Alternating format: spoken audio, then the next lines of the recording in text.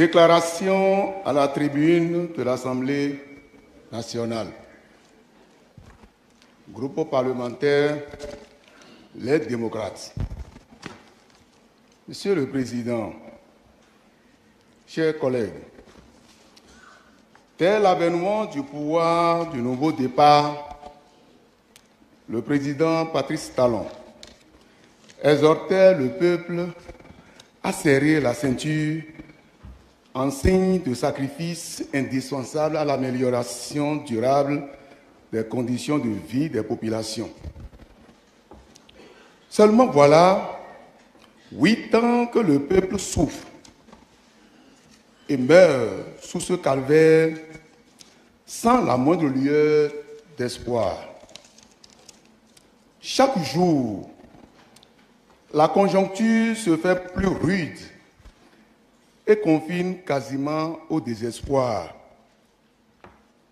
Pour la grande majorité aujourd'hui, les besoins existentiels basiques relèvent d'une véritable épreuve cornélienne.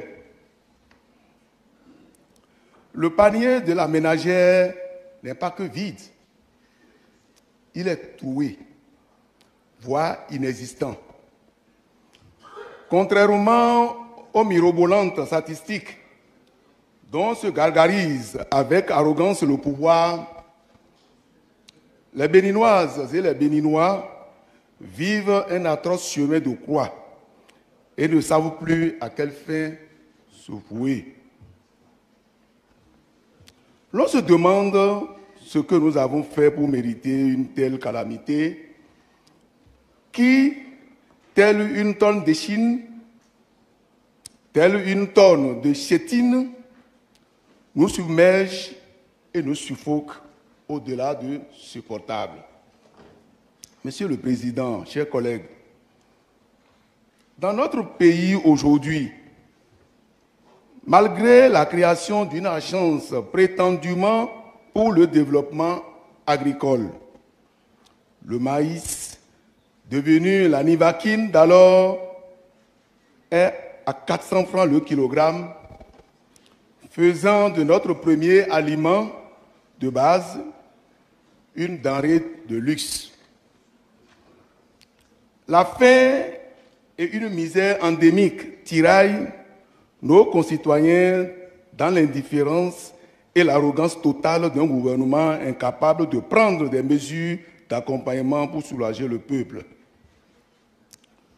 Pendant que le clan au pouvoir, ses soutiens et ses obligés s'engageaient ou s'engraissent, le Bénin et une majorité silencieuse de Béninois croupissent dans la misère, dépérissent et meurent dans l'indifférence totale de nos gouvernants.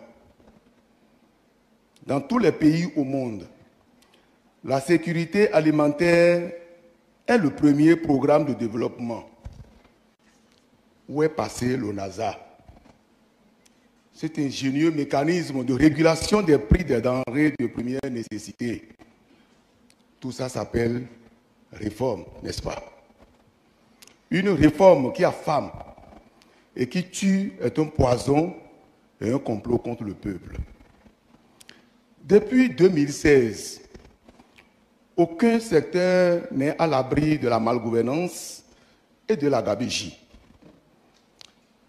Les producteurs de soja, de cajou et de karité vivent la destruction de l'économie rurale à travers des mesures de contrôle et de producteurs et de commercialisation des produits agricoles. Depuis environ 3 ans, les produits sont ténaillés. Les producteurs sont ténaillés par des dettes liées aux coûts d'exploitation très élevés qui ne sont pas couverts par les ventes au prix imposé par le gouvernement. En somme, le producteur agricole vend moins cher ses produits, mais achète de plus en plus cher les intrants et quelques autres produits de première nécessité. Face à cette misère artificielle imposée aux producteurs par l'exécutif, Aucune réforme n'est envisagée par ce dernier, car le bonheur des producteurs agricoles n'est pas une priorité du pouvoir de la rupture. Monsieur le Président, chers collègues, malheureusement, au-delà des ténèbres de la tyrannie et de l'oppression du pouvoir de la rupture qui s'acharne sur notre peuple, nous avons assisté stupéfaits ces derniers jours à un scénario cauchemardesque plongeant notre nation dans l'émoi et le désarroi. Des tracasseries policières, tous azimuts dans nos rues et axes routiers, des agents de la police censés protéger et servir nos paisibles populations se sont transformés en bourreaux impitoyables. Une torride scène de violence policière dans la commune de Nati-Tengu a récemment fait le tour des réseaux sociaux. Le tableau est horrifiant et ô combien révoltant. Un compatriote lâchement jeté à terre par une horde de policiers, molesté et sauvagement roué de coups de bottes dans le cadre d'un contrôle ordinaire de port de casque. Sous d'autres cieux, l'auteur de la vidéo qui a révélé la bavure policière serait porté en triomphe, comme ce fut le cas aux États-Unis dans l'affaire George Floyd. Mais chez nous, sur la base de la loi sur le numérique, une loi drone qui viole la charte africaine des droits de l'homme et notre constitution sur le droit à l'information, le compatriote Moïse Badiakou est traité comme un criminel. N'est-ce pas là une manière de décourager les dénonciations et de faire le lit à l'abus de pouvoir? Nous invitons le juge en charge du dossier au bon sens et témoignons tout notre soutien à M. Moïse Badiakou pour son acte citoyen. Monsieur le Président, mes chers collègues, dans le cadre de cette opération de répression policière actuellement en cours dans notre pays, le directeur général de la police républicaine, Soumaïla Alabi Yaya, a déclaré qu'il possède des fous de la police qui s'occuperont du cas des fous de la masse populaire qui refuseraient d'obtempérer. La gravité de ces propos suffirait à mettre hors d'état de nuire ce recadre en le libérant des charges qui sont les siennes pour le laisser jouir de sa retraite. Hélas, le tout-puissant directeur général joue sur l'instruction et dans la cour de son maître qui lui dicte sa conscience. Sinon, que la police républicaine n'est pas un asile de psychiatres pour être gorgé de psychopathes et autres éléments mentalement déréglés qui se fourvoient éperdument, et non seulement de l'éthique et de la déontologie d'une si noble profession, mais aussi, merci Monsieur le Président, je vous remercie pour l'attention, mais aussi et malheureusement de leur propre dignité humaine en s'attaquant à leurs semblables comme on s'attaquerait à des bêtes sauvages. Les injures qui sont présentes sont censurées, ne sortiront pas. Psychopathes, ces mots ne sortiront pas. Monsieur le Président, faites comme bon vous semble. Du haut de cette tribune, nous saluons avec respect le travail combien noble qu'attendent tous les jours, qu'abattent tous les jours que Dieu fait les éléments de la police républicaine. L'action des brebis galeuses, encouragées dans leur sale besogne par leur hiérarchie, ne saurait déteindre sur la noblesse de la profession policière, qui de nuit comme de jour prennent des risques au péril de leur vie pour assurer la sécurité des populations.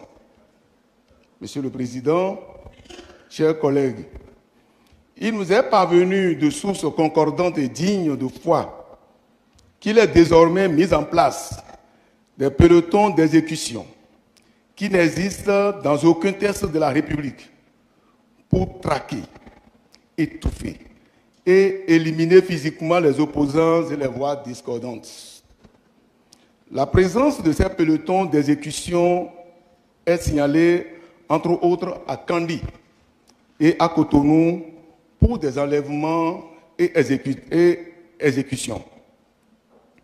C'est donc à dessein que les exactions sont commises et la réaction du DGPR en dit suffisamment long quand on le voit dans la défense de ces éléments.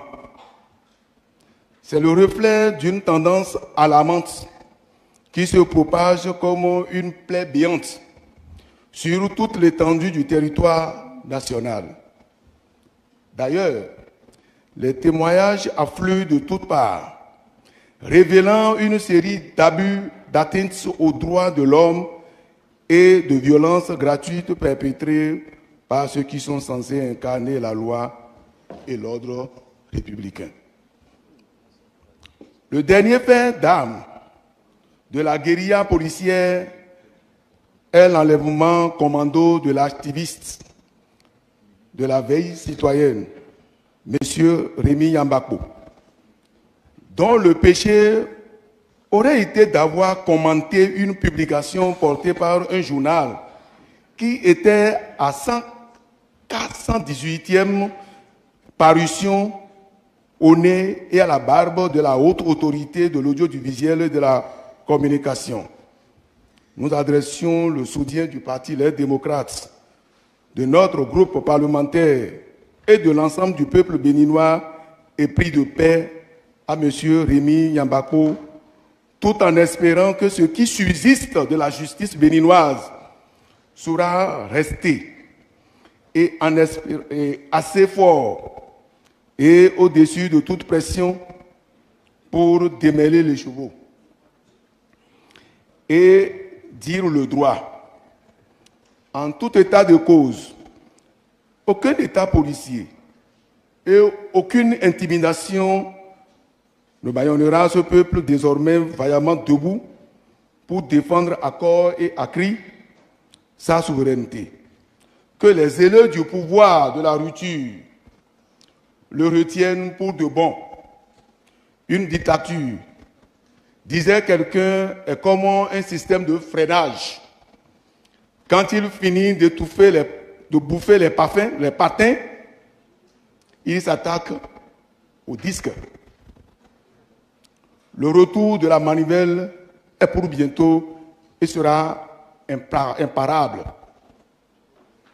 Car nous le tenons de la mémoire de notre père fondateur de l'indépendance de notre pays, le président Feu Hubert Koutokou Maga, qu'aucune facture de la nature ne restera impayée. Monsieur le Président, chers collègues, vous le savez tous, puisque chacun le vit au plus profond de lui-même comme un drame lancinant, déchirant et menaçant. Notre pays couvre aujourd'hui une dangereuse bombe maladroitement goupillée dans ce même hémicycle que nous devons ensemble désamorcer. Il s'agit du nouveau code électoral qui, malgré ses nombreuses dispositions potentiellement chrysogènes, est passé comme une lettre à la poste devant la Cour constitutionnelle et promulgué par le président de la République, M. Patrice Talon. À l'examen, ce nouveau code électoral apparaît comme un instrument d'exclusion politique, laissant planer des crises à l'horizon des élections générales de 2026. L'adoption de cette nouvelle loi électorale introduit des dispositions qui font obstacle au pluralisme politique et dénature profondément les élections désormais soumises à la volonté de quelques privilégiés. C'est ce qui justifie la farouche contestation de toutes les forces politiques de l'opposition, la plateforme des organisations de la société civile, la conférence épiscopale et l'ensemble du cadre de concertation des confessions religieuses. Dans l'ordre des données de récrimination contre ce code se trouve l'épineuse question du parrainage dont le taux est non seulement revu à la hausse, c'est-à-dire de 10 à 15%, mais désormais fait désormais obligation aux élus de ne parrainer qu'un candidat membre ou désigné du parti les ayant présentés pour leur élection, instaurant de ce fait un mandat impératif en violation de la Constitution. Autrement dit, l'élu n'est plus qu'un porteur de parrainage au lieu d'être le parrain. Contrairement aux dispositions de la loi fondamentale qui fixe un seuil d'éligibilité au plan national, le nouveau code électoral impose un filtre additionnel de 20% de suffrage par circonscription. Et pour se soustraire à cette double exigence objectivement intenable, il est aménagé une clause qui malheureusement est appelée accord de gouvernance et accord de coalition parlementaire. Selon cette disposition, il peut arriver qu'un parti ait une majorité écrasante au plan national et que pour dépôt de 20% dans une seule circonscription électorale se voit évincé pour que des listes laminées partout se soudent les coudes pour confisquer tous les sièges. Les nostalgies de l'Assemblée monocolore ne manquent pas d'imagination quand il s'agit de contourner la souveraineté des urnes pour détruire la démocratie béninoise chèrement acquise. Qu'ils se détrompent, ici c'est le Bénin et 2026 sera une autre histoire. Monsieur le Président, chers collègues, tout acteur politique béninois lucide, épris de paix, de justice et de liberté devrait voir à travers les dispositions de ce nouveau code électoral des mesures d'exclusion graves susceptibles de parachever le démantèlement de notre édifice démocratique, contrairement à la vue d'esprit de la Cour des miracles du professeur Dorothée Kossi-Sousa. Cette Cour qui s'est fait aliéner son magistère et toute son autorité en s'aplatissant devant le diktat du pouvoir d'un homme qui régente tout à sa seule volonté, a raté une occasion historique de redonner espoir au peuple béninois. Seuls ceux qui profitent des crises politiques récurrentes, ceux qui voudront encore voir les populations civiles et militaires s'entretuer comme en 2019, 2020 et 2021, soutiendront ce nouveau code électoral. Du haut de cette tribune et en interpellant la conscience patriotique de chacun de nous dans cet hémicycle et les exigences profondes de notre filiation à notre terre natale, nous prenons autorité de l'âme du Bénin et déclarons au nom de la paix que nous travaillerons ensemble à la relecture du code électoral en nous affranchissant courageusement de toute tentative d'intimidation, de distillation de la peur et de la terreur. Car nous prévient le président Louis Blavonu que, je cite, « La plupart des guerres civiles sont les résultats de choix ou de décisions politiques. » Fin de citation. Monsieur le Président, chers collègues, l'heure est grave. L'âme du Bénin, terre de Bianzin, de Bioguera, de Kaba, de Tofa, de Monseigneur Isidore de Souza, de Mathieu Kérékou nous interpelle. Nous sommes chacun individuellement responsables de nos actes. Travaillons à rester du bon côté de l'histoire. Merci, monsieur le Président. Merci, chers collègues, de votre attention.